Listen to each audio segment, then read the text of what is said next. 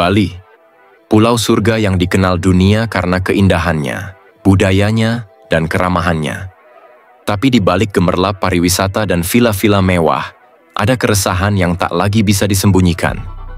Tanah, yang dulu diwariskan leluhur untuk anak cucu, kini berpindah tangan. Sedikit demi sedikit, sawah menjadi resort, rumah menjadi kafe. Dan yang memilikinya bukan lagi orang Bali. Ini bukan sekadar soal uang atau investasi. Ini tentang identitas, tentang masa depan. Sampai kapan tanah Bali bisa bertahan di tangan orang Bali?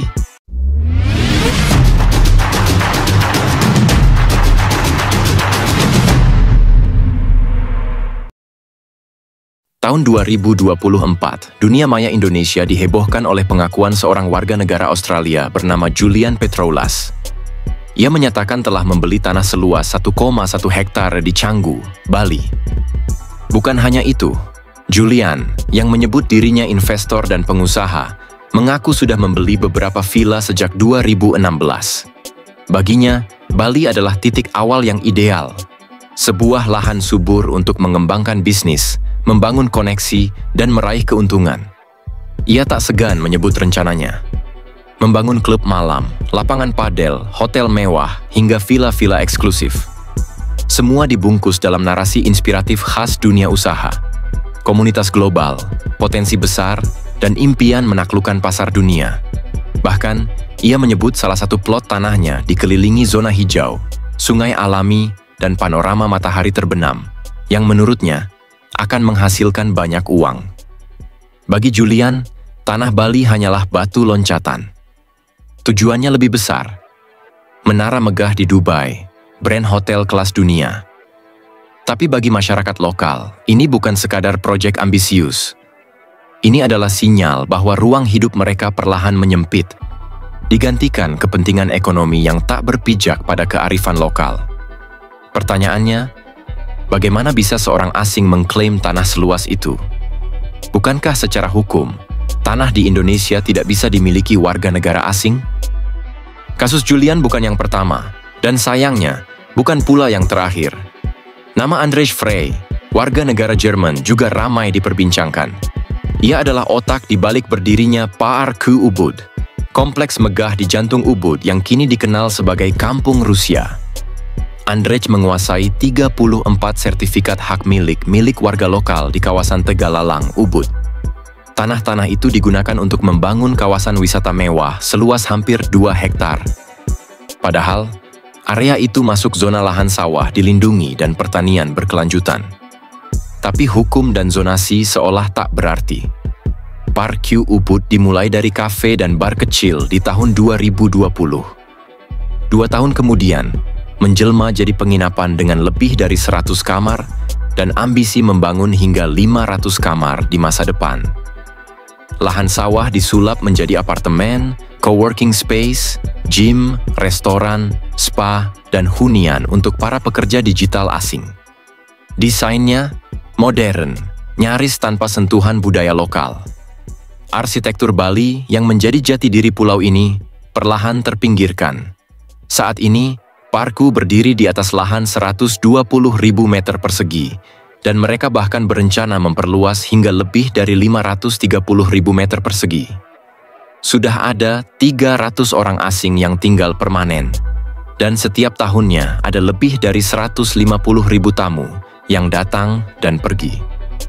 Ini bukan sekadar bisnis, ini ekspansi gaya hidup asing di tanah yang dulu suci dan dilindungi. Pada Januari 2025, pemerintah akhirnya bertindak. Park Ubud dinyatakan melanggar sejumlah peraturan daerah, mulai dari pelanggaran tata ruang hingga izin berbasis risiko. Tapi muncul pertanyaan yang lebih dalam. Mengapa ini bisa terjadi begitu jauh? Dan lebih penting lagi, siapa yang benar-benar masih memiliki Bali? Yang lebih memprihatinkan, kini muncul modus baru.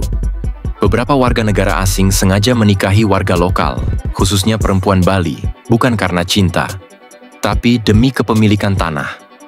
Dengan status sebagai suami atau istri WNI, mereka bisa mengakali aturan hukum yang membatasi kepemilikan tanah oleh orang asing.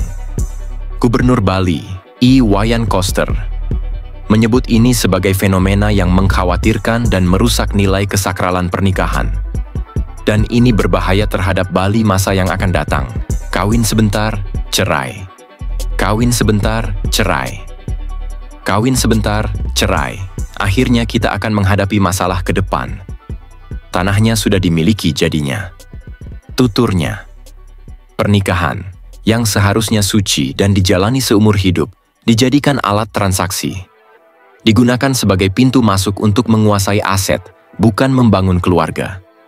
Lebih dari sekadar pelanggaran hukum, ini adalah penghinaan terhadap budaya dan martabat orang Bali. Karena bagi masyarakat Bali, tanah bukan sekadar properti. Ia adalah warisan leluhur, tempat tinggal para roh suci, fondasi harmoni antara manusia, alam, dan Tuhan. Menyikapi ini, Gubernur Koster menyatakan akan mengumpulkan seluruh bupati dan wali kota sebali, guna menyusun langkah konkret. Ia berencana melarang keras kepemilikan aset dengan modus pernikahan palsu.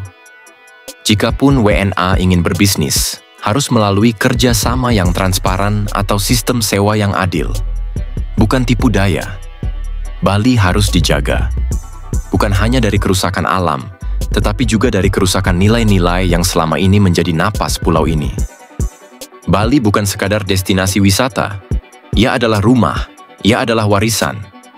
Tapi jika tanah terus dijual, budaya terus disisihkan, dan aturan terus dilanggar, maka yang tersisa hanyalah nama tanpa jiwa. Kita tidak anti asing, kita terbuka pada dunia. Tapi keterbukaan bukan berarti membiarkan akar tercerabut dari tanahnya sendiri.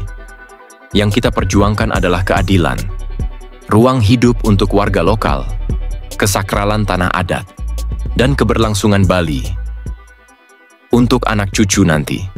Saat ini kita dihadapkan pada pilihan, membiarkan Bali menjadi panggung bagi investor global, atau menjaga agar tanah ini tetap berpijak pada nilai dan jati diri. Karena kalau bukan kita yang menjaga, siapa lagi?